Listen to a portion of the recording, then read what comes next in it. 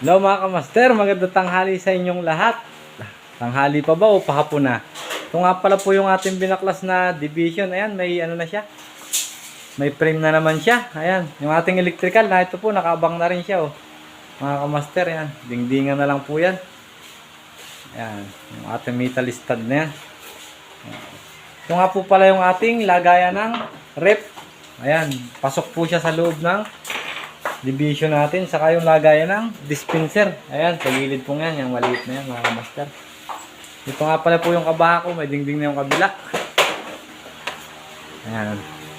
Medyo madilim dito mga kamaster. Pasensya na kayo. Di masyadong kita yan. May dingding na po siya. Ayan. Ito po yung kabila niya. Papakita ko sa inyo mga kamaster. Oh. Ayan. Double wall po siya mga kamaster. Ayan.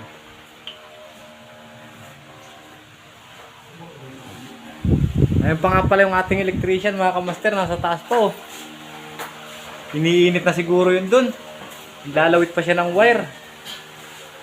Pero nakabang na po yung ating mga flexible na yan. Ayan. Yung mga ano na siya. Switch. Switch nga. Ayan. Ayan yung ating kamaster na Michael. Yung kan, yung pinagbuhan kanina. Sige mga kamaster, hanggang dito na lang muna at kami kakain muna mga kamaster. Hello! Update na lang ulit tayo mamaya sa ating next na video. Salamat po sa inyo.